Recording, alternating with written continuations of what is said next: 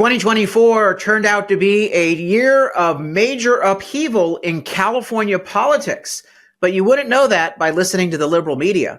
Coming up, I'll count down the top 10 big political developments and shifts in California politics in 2024.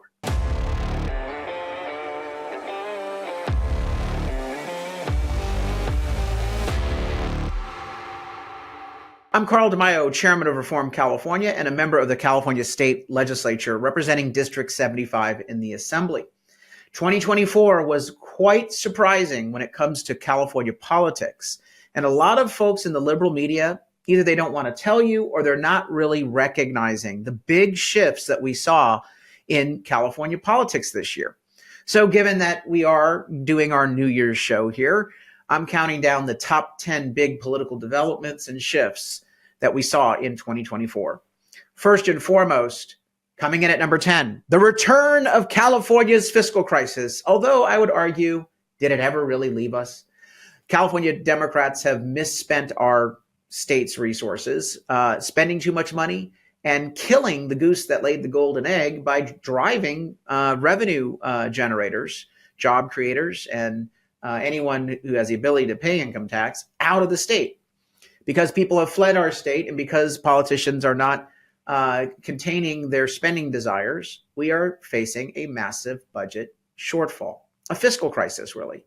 And they basically used a bunch of money from the federal government, the bailouts from 2000 to 2022, to basically paper over their spending addiction, their problem.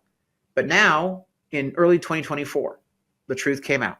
We didn't have a budget surplus. We actually were running a massive budget deficit. If you were listening to our show all this time, you would know we told you we had a deficit, not a surplus. Cal Matters has the headline, How California's Bursting Budget Morphed into a $45 billion deficit in just 2 years. Now it is nearly $100 billion, $100 billion deficit. And the red ink is as far as the eye can see. So yes, California is once again back in the red and facing fiscal collapse. That happened in 2024. At least it became apparent to the rest of the world it was happening. Coming in at number 9 is California voters shifting their sentiment about the direction of our state. And this is a big deal because California Democrats are the supermajority and we live in a blue state and most voters are Democrat. But they have soured on their own regime, their own party. The Public Policy of Institute of California poll now, for the first time in 2024, picks up a supermajority of Californians saying that our state is on the wrong track. And all throughout this year, the right track, wrong track numbers showed about 6 in 10 Californians saying that the state is going in the wrong direction. And that continues even to today. It continued in the October poll that they did and the December poll that they just completed. 60% of Californians recognize that the cost of living, the homelessness crisis, the crime wave, failing schools, job losses, all show that our state is on the wrong track. This shows that the public is hungry for a change, for an alternative, for a switch in the one-party control that we have in this state. Sadly, the Republican Party is in no shape to actually offer that alternative, at least not yet, which is why we exist at Reform California. We believe that this big shift in 2024 that's reflected in the polls, where 6 in 10 Californians say we're on the wrong track, opens an alternative, an opportunity for an alternative, and that's what we have to fill. We have to fill that void and that desire. Coming in at number 8, related to that, Reform California wins a seat in the California State Legislature. That's a big story.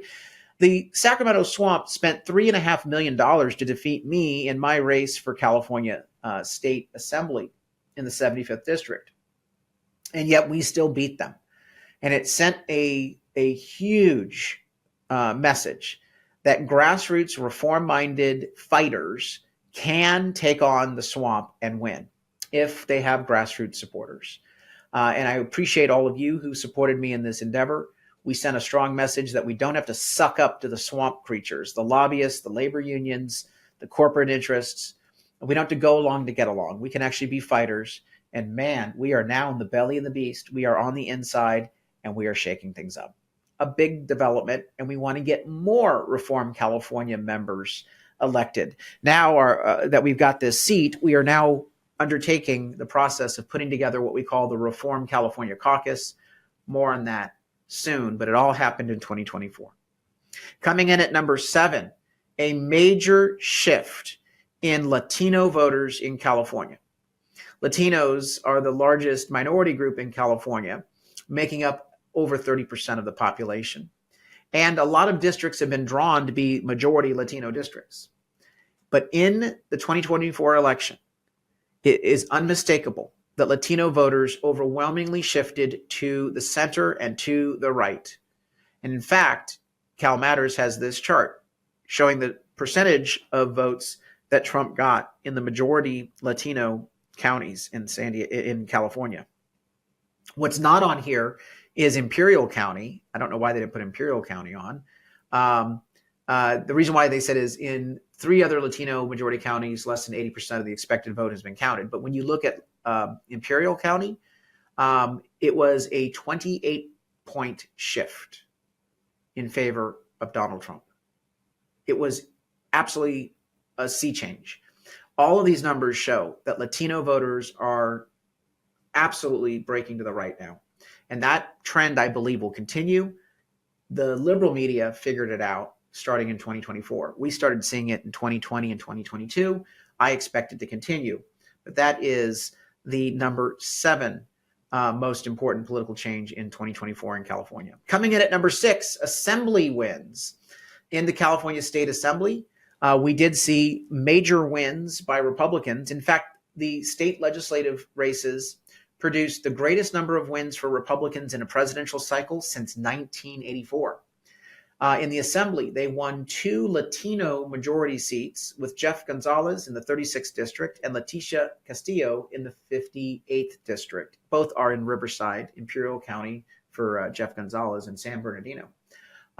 This is not just an anomaly. This is the wave of the future.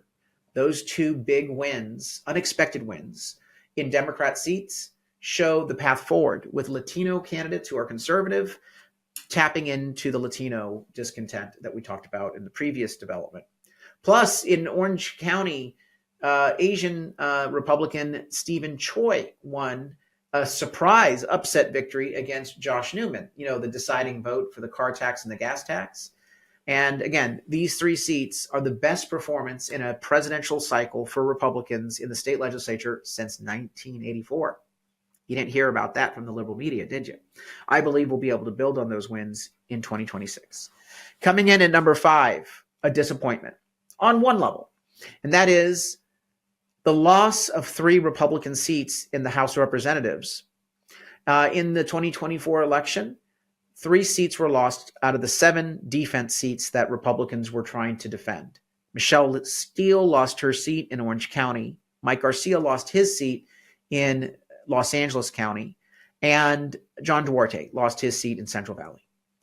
But recognize that of the 7 seats that were toss-up seats for Republicans in California that they had to really worry about losing, they still won a majority of those 7 seats. They retained 4, losing 3. While we're disappointed in the 3 seats that were lost, and that is a big political development, it's a disappointment for Republicans. It wasn't the good news. The reality is the 4 seats we retained constitute the Republican majority today. That's right. Californians are to be thanked for sticking it out behind enemy lines and giving Donald Trump his majority. Had we not won the 4 defense seats, Trump would have a 1-seat minority right now in the U.S. House of Representatives. That's a big deal. And it is a big news story. California once again determined the House majority. Coming in at number 4, Prop 36. Here's the headline from Cal Matters. California voters get tough on crime, pass Prop 36. This is a sea change. Prop 36 passed with 68% of the vote, a landslide victory, to make crime illegal again in our state, to crack down on crime, to give police and prosecutors back the tools to arrest and punish criminals. The Democrats in Sacramento fought this initiative every step of the way, but they got their rear end kicked. Prop 36, big landslide victory, winning all counties, including San Francisco County. You know that you're doing something right when you even win a majority in San Francisco. It gives us a template for how we need to put other reforms on the ballot, populist reforms, widespread support in the next several cycles. So we're going to follow up Prop 36 with additional reforms, including my voter ID initiative, the taxpayer protection initiative, border security. We're going to keep putting good ideas on the ballot and using the Prop 36 model. Prop 36 was the fourth biggest political story in 2024 in California. Coming in at number 3 is what wasn't on the ballot. The Taxpayer Protection Initiative, the California Taxpayer Protection Initiative, which Reform California helped collect signatures on to qualify and supported as one of our top taxpayer protection efforts. It was taken off the ballot illegally, corruptly by the California Supreme Court. We didn't even get a chance to vote on this initiative because they knew that we would pass taxpayer protection if it was put to a public vote. This corruption will not be accepted. We are going to refile the initiative, recollect the signatures, sue the Supreme Court under our 14th Amendment rights. We're going full scale to get this back on the ballot so that voters can protect Prop 13 and limit the ability of politicians to raise our taxes. Still, it was an alarming story in 2024, a big earthquake, limiting our initiative rights, disenfranchising millions of voters, and protecting the politicians and helping them raise taxes. This was a huge story. The media didn't want to focus on it, but it is the third most important story that we've tracked. Coming in at number 2 are recalls of Democrat politicians. You know, Reform California is known for its success with recalling corrupt politicians from office. We actually are responsible for the last successful statewide recall. There's only been 5 state recalls in the history of California. Obviously, the 4th one was Gray Davis in 2003. But the 5th one was Senator Josh Newman in Orange County, which broke the Democrat supermajority in 2018. The recalls that you saw in 2024 targeted mayors throughout the state, targeted city council members, but also a high-profile one in San Francisco, the recall of Chesa Bodin. Huge recall success in California. Related to that was not a recall, but it was the defeat of District Attorney George Gascon. I still consider that a recall because he was going to be recalled, but the backers of the recall there couldn't find their ass with the search party and a map. They were so incompetent. They were grifters, very disappointing in how they deprived voters of a recall. But in essence, we got a recall when Nathan Hochman, an independent candidate, defeated George Gascon by 30 points, basically signaling that the experiment with coddling district attorneys, criminal coddling district attorneys, hopefully is dead and over, that George Soros should stop backing his progressive DAs. We think we sent the message in Los Angeles with the defeat of George Gascon by removing that bad district attorney. And finally, coming in as number 1, the most important political development of 2024. And there's a lot of competition for this. But I think it's obvious, right? The defeat of both Gavin Newsom and Kamala Harris in the presidential race. Think about it. Gavin Newsom was running for president for the last 2 years. He even did a red state, blue state debate with Ron DeSantis because he was pretending like he was running for president. And he thought once they were moving Biden out of the way that he would be the golden boy, the anointed one, because he's always had things handed to him on a silver platter. But no, it all backfired. People said, well, we can't get rid of Biden and put another straight white male, pale, and stale Democrat in. We've got to give it to the minority, the woman, the vice president, Kamala Harris. So he actually got boxed out under his own sinister plot. And you know damn well that Nancy Pelosi did not want Harris. She's even admitted since then that they all wanted Gavin Newsom, their boy toy, in more ways than one. I know, image is awful. The reality, though, is that he lost his first bid for president, his de facto shadow campaign. And Harris also lost. And the reverberation there is the national rejection of liberal Democrats from California.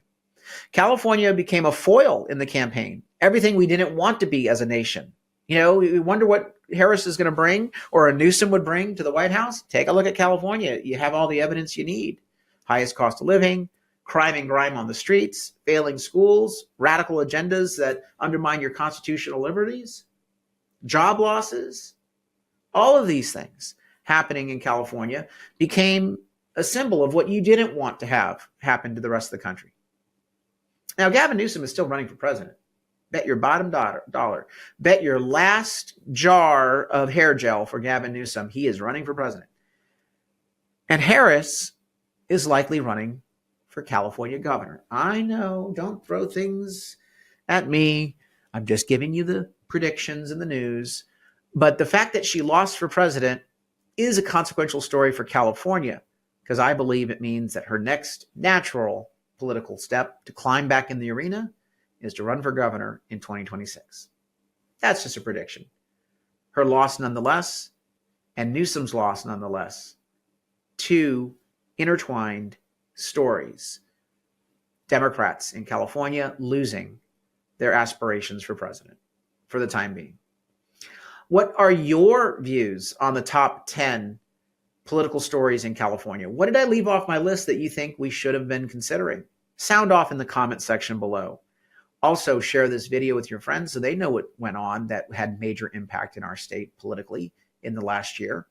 And please do go to our website, reformcalifornia.org. Sign up at the bottom of the site so you can continue to receive updates on news and politics in California. And chip in a contribution so you can power our movement to take back California from the radical left. Until next time, Happy New Year's. Congratulations to all of us that did a great job in 2024 in moving the needle politically and fighting for the right concepts for our state. I'm Carl DeMaio, Chairman of Reform California and a state representative representing District 75 in the State Assembly. Thanks for watching, and I hope you enjoyed this episode. But before you click away, please subscribe to this channel and click that notification button so you get updated when we post new episodes. Plus, like this video and share it with your friends so that we can help spread our message across the state. Reform California with Carl DeMaio is paid for by Carl DeMaio for State Assembly.